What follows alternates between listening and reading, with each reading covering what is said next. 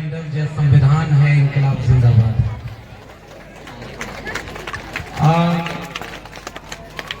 मुझे जैसा पता चला कि सुबह 10 बजे से ये बच्चे बैठे हुए, कितने बजे आए थे?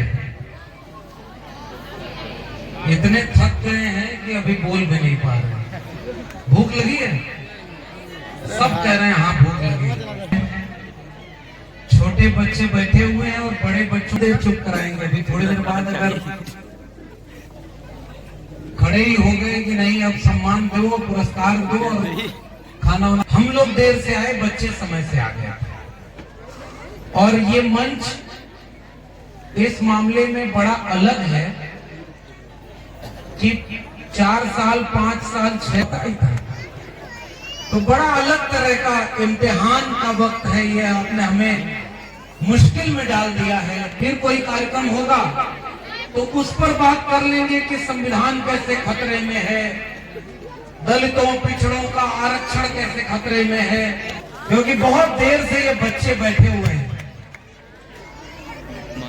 तो सबसे पहले मैं पूरी तरह बनाया है और बहुत सारे आयोजक लोगों का नाम है, मैं नाम किसी का नहीं ले रहे थे तो उन्होंने ये बात कही कि बड़ी मुश्किल से संघर्ष करके विद्यालय खोला और विद्यालय आगे बढ़ाया।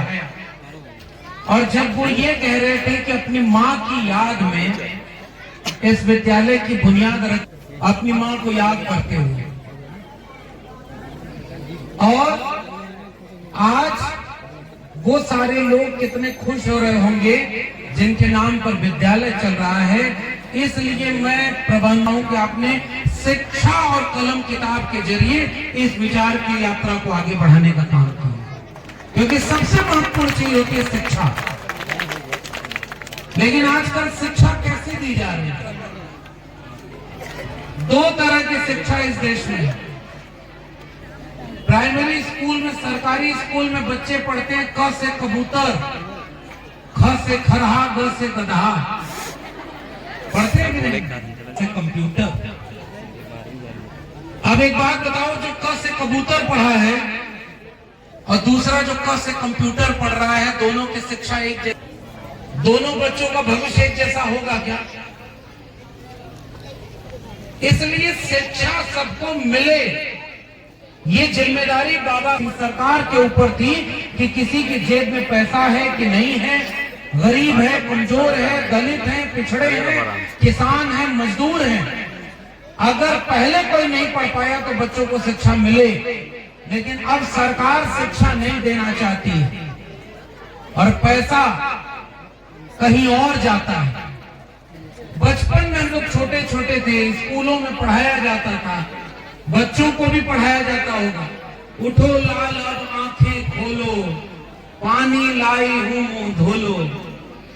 अब जितनी लड़कियां हैं यहाँ, मैं उनको, महिलाओं को एक सवाल पूछता हूँ, शिक्षा में भी कैसे केवल पुरुष को कहा जा रहा है उठो लाल अब आंखें खोलो? लाल को ही पढ़ाया जाए, लाल को ही आगे बढ़ाया जाए।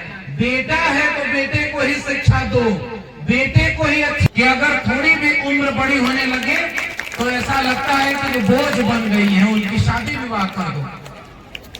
इसलिए जितने अपने भविष्य के लिए लड़ लेना कि बिना किसी अच्छे भविष्य के, अपने करियर के, हम किसी और की बाधा को नहीं बांधेंगे और तब तक शादी नहीं करेंगे जब तक हमको पढ़ने का पूरा मौका आप देंगे। बताओ ये बात सही है कि नहीं सही है? जितने माताजी पिताजी लोग आए हैं, अच्छी अच्छी बात सुन के बहुत अच्छा लगता होगा। आजकल सब लोग चाहता है भगत सिंह पैदा हो, लेकिन अपने घर में नहीं, पड़ोसी घर में। तो भाई आप अपने लड़कियों को शिक्षा क्यों नहीं देंगे और लड़कियों को पढ़ाई कराएंगे? तो लड़कियों की शिक्षा पीढ़ियां बदलने का काम करती है। और आप मछली शहर के लोगों, आपको मैं फिर से बधाई देता हूँ, कितने प्रतिभाशाली हमारे, सुना है ना सबने? अब सोचिए आप शिक्षा क्या दे रहे हैं, बड़े लोगों को समझा रहा हूँ। मम्मी का काम है रोटी बनाना, बोलो सब जाकर के देश में आगे बढ़ाओ। और इसलिए बाबा साहब डॉक्टर अंबेडकर को अपना नायक क्यों मानते हैं? कि उन्होंने महिलाओं को बराबरी का हक देने का काम किया। बाकी आपको जिसकी पूजा करनी है पूजा करिए, लेकिन पढ़िए जरूर कि जिसने महिलाओं को बराबरी का हक दिया है, उन वैचारिक पुरुषों को भी उदाहरण कैसे होते हैं। मैं देख रहा था, हमारे यहाँ कहा जाता था, करत करत अभ्यास ते जड़मती होत सुजान, और रस्सी आवत जात से सिल पर पड़त निशान। पुराने लोग जितने हैं सरकारी स्कूल से पढ़ाई किए होंगे, बताइए सही कह रहा हूं कि नहीं? बताइए आप लोग, जब पहले तो सरकारी स्कूल ही हुआ करता था, और वहीं से अच्छी पढ़ाई करके 8 आना 4 आना रुपया दे करके पढ़ाई कर लिया और आज यहाँ तक पहुंचे। आज सच सच बताइए, अगर जेब में पैसा नहीं है, सरकारी स्कूल में अच्छी पढ़ाई होती है क्या? गरीब कमजोर के बच्चे वहां जाते हैं, और जो भी अगर 2 रुपया बचाता है तो क्यों कोई नहीं चाहेगा कि उसके बच्चों को अच्छी शिक्षा मिले, तो अच्छे स्कूल में अपने बच्चों को भेजता है। ये बंटवारा जो हो रहा है, इसकी वजह से एक खतरा पैदा हो गया है। कौन डीएम बनेगा, कौन एसपी बनेगा, कौन जज बनेगा, कौन वकील बनेगा।